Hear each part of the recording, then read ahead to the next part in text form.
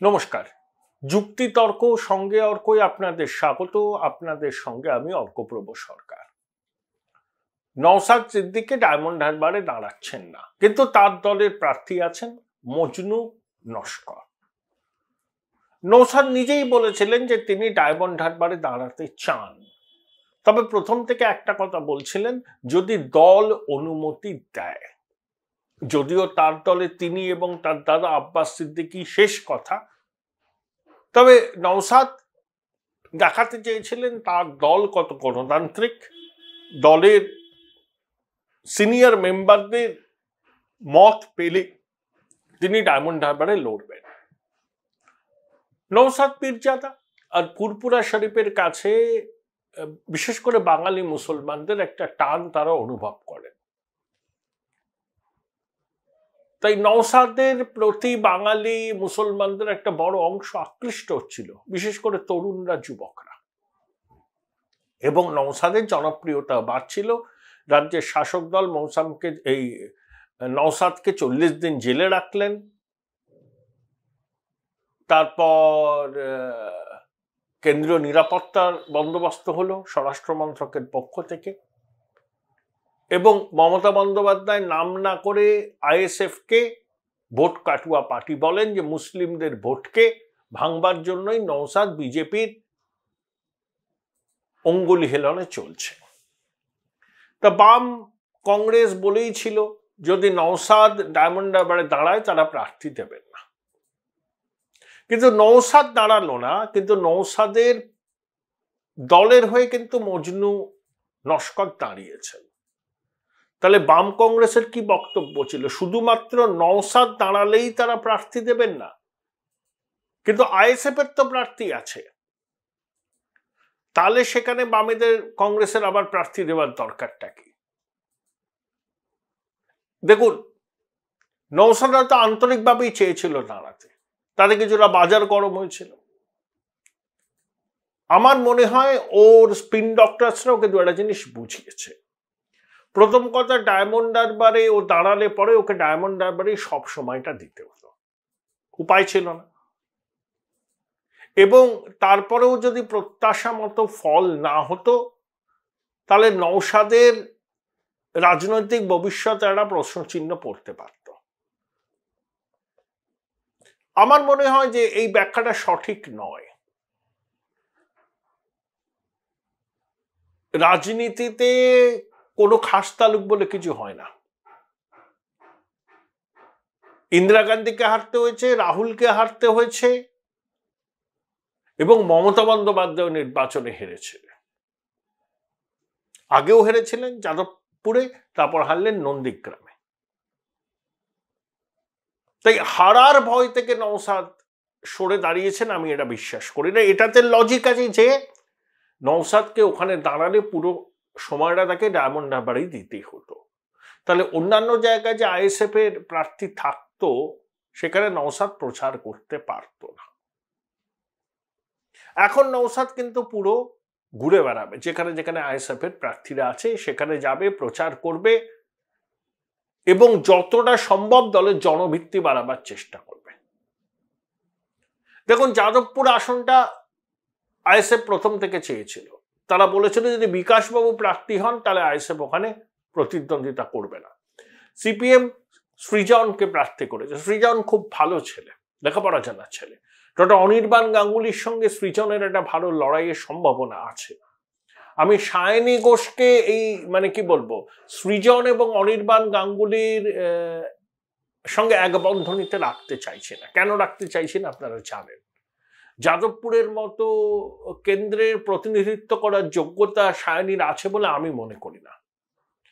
দেখুন, দার্জিলিং আর যাদবপুরের মধ্যে একটা অদ্ভুত মিল আছে। 2009 সালে কোভিড সময়, 2014 সালে হার্ভার্ড ইউনিভার্সিটির Gardiner professor of history doctor Sugata Bose, যিনি আরাবুলকে নিয়ে জীবযাত্রা করেছিলেন, যে আরাবুল শিক্ষিকাকে জগ ছুড়ে মেরেছিল, 70,000 ভোটের লিড পেয়েছিলেন ভাঙড় থেকে। 2019-এ মিমি চক্রবর্তী, আবার 2024-এ সায়নী। দার্জিলিংয়ে দেখুন 2009-এ যশবন্ত সিনহা, 2014 সুরিন্দর সিং আলুওয়ালিয়া, 2019 রাজু বিস্তা, এবার রাজু বিস্তা পেয়েছেন। তাও দার্জিলিং দুটো নির্বাচনে এক প্রার্থীকে রেখেছে বিজেপি, কিন্তু যাদবপুরে 2009 থেকে 2024 প্রতিটা নির্বাচনে তৃণমূলের একজন প্রার্থী। তাহলে আইএসএফ কেন যাদবপুরে প্রার্থী দিতে চেয়েছিল? বিশেষ করে ভাঙড়ে তাদের বিধায়ক আছে, নওশাদ নিজে বিধায়ক। বারুইপুর পূর্ব পশ্চিমে আইএসএফ এর একটা সংগঠন হয়েছে। নিজেদের প্রতীকে নির্বাচনে লড়লে আইএসএফ এর র্যাঙ্ক অ্যান্ড ফাইল কি ইলেকশনের সময় পথে নামানো যাবে? বিধানসভার আগে আইএসএফ বুঝতে পারবে তাদের জনভিত্তি কি আছে, বেড়েছে না কমেছে না স্ট্যাগনেন্ট আছে।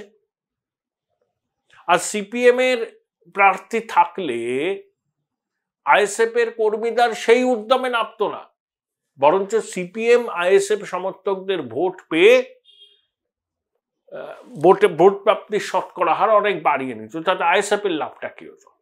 আইএসএফ তো দীর্ঘদিন বাংলার রাজনীতিতে থাকতে এসছে, তাই সিপিএম এর সুবিধা করে দিয়ে তার কি লাভ? আমার মনে হয় এই জন্যই নওশাদ বারবার করে যাদবপুরের কথা বলছেন। বিকাশ বাবুর আইনজীবী হিসাবে নওশাদ তাকে খুব পছন্দ করেন, তাদের ব্যক্তিগত সম্পর্ক ভালো, সেজন্য নওশাদ বলেছেন যে বিকাশ বাবু যদি ওখানে প্রার্থী হন তাহলে আইএসএফ ওখানে দাঁড়াবে না। সুবিধাটা কিন্তু বিজেপির হবে। নওশাদ ঘুরে ঘুরে প্রচার করলে যেগুলো খুব কিন কন্টেস্ট হবে এবং যেখানে মুসলমান ভাই বোনদের একটা নির্ণায়ক ভূমিকা নেওয়ার সম্ভাবনা, সেখানে কিন্তু আইএসএফ যদি ভালো রকম ডেন্ট করতে পারে তাহলে কিন্তু পুরো অঙ্ক বদলে যাবে। সেই অঙ্ক বহরমপুরে বদলাতে পারে, সেই অঙ্ক যাদবপুরে বদলাতে পারে, সেই অঙ্ক শ্রীরামপুরে বদলাতে পারে। শুনুন, শ্রীরামপুরের ডোমজুর, ওখান থেকে কিন্তু কল্যাণ বন্দ্যোপাধ্যায় লিড পান, আর ফুরপুরা শরীফ ও শ্রীরামপুর লোকসভা কেন্দ্রের অন্তর্গত। এবং ডায়মন্ড হারবারও কিন্তু আকর্ষণীয় লড়াই হবে। নওশাদ দাঁড়ালো না মানে এই নয় যে অভিষেক ওখানে একেবারে খালি মাঠে গোল করবেন, হবে না। সিপিএম একজন প্রার্থী দেবে, প্রতীকুর রহমান যাকেই দিক, কংগ্রেস তো দেবে না। বিজেপিও জবরদস্ত ক্যান্ডিডেট, বিজেপি ওয়েট করছিল যে আইএসএফ শেষ পর্যন্ত কি করে। ওই বললাম না, টবে লাগানো গাছের কিন্তু কোনো খাস তালুক নেই। আর ডায়মন্ড হারবারে কি করে ভোট হয়, ওখানকার লোকজনদের সঙ্গে কথা বলবেন।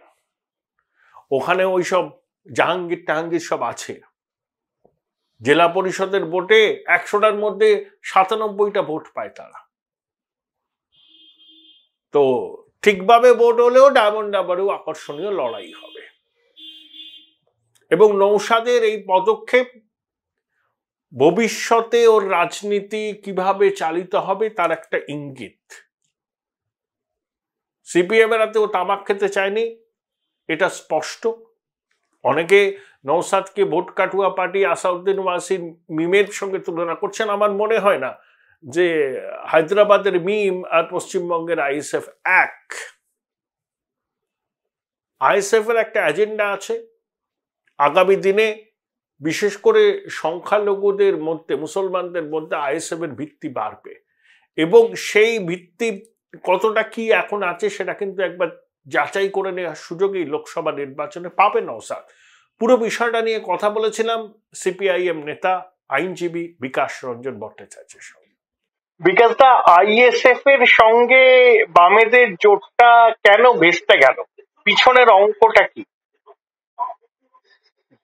আমি আপনাকে কথা বলতে পারি যে যা পরিস্থিতি তৈরি হয়েছে তাতে বামেদের একটা প্রত্যাবর্তনের খুব বড় সম্ভাবনা দেখা দিয়েছে। সেক্ষেত্রেই বিজেপি এবং তৃণমূল উভয়তই তাদের মধ্যে একটা বোঝাপড়া আছে, আপনাকে আগেও বলেছি। তারা আইএসএফ কে আমার নিজের ধারণা হচ্ছে কিনে নিয়েছে।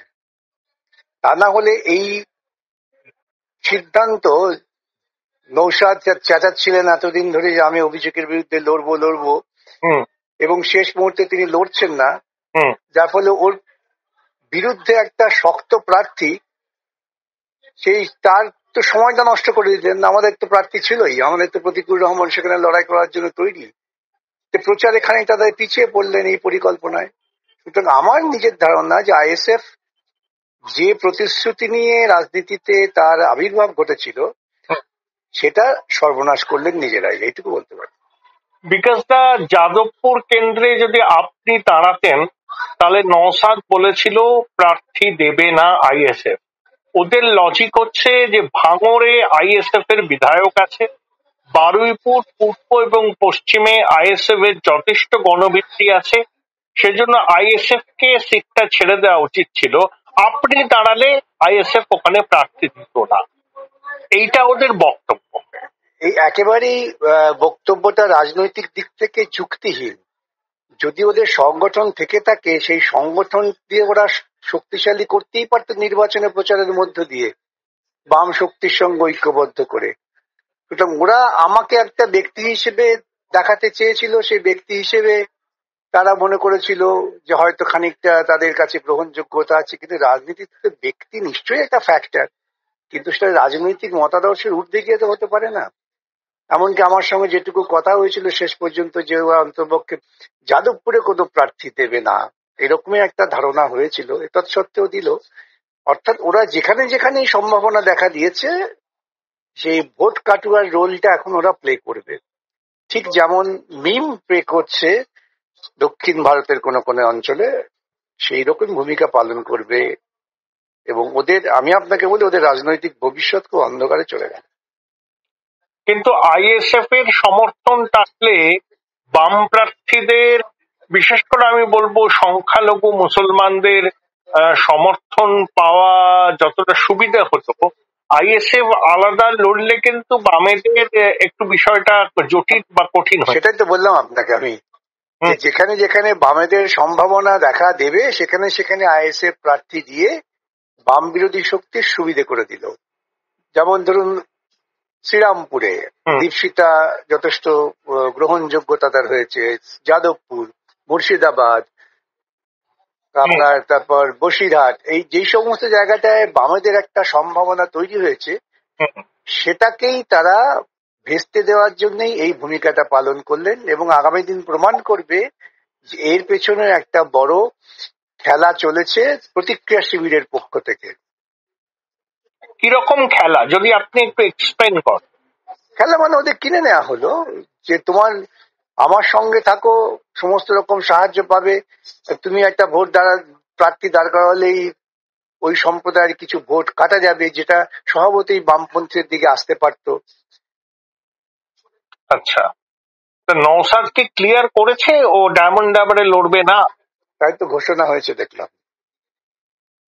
আচ্ছা, তাহলে তো আপনাদের লড়াইটা আরো, আমাদের লড়াইটা আরো পরিষ্কার হলো যে আমাদের লড়াইটা আরো সংঘবদ্ধ হতে হবে, কোন রকম অন্য কারো প্রতি ভরসা না করে। বুঝতে পেরেছি। Thank you Bikash da, thank you. Join Indian Institute of Hotel Management now. Right choice, right decision.